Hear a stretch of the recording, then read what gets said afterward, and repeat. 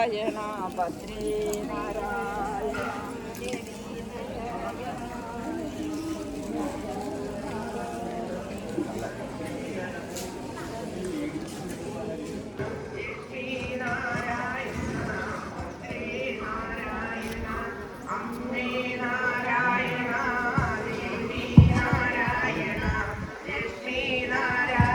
വ്യക്തമായ ചിത്രമാണ് നിങ്ങൾക്ക് ഈ യാഗഭൂമിക്ക് മുകളിൽ കാണാൻ വേണ്ടി കഴിഞ്ഞത്. നിങ്ങൾക്ക് പെരുമാറാകട്ടെ എന്ന് അവരോട് പ്രാർത്ഥിക്കുകയാണ്.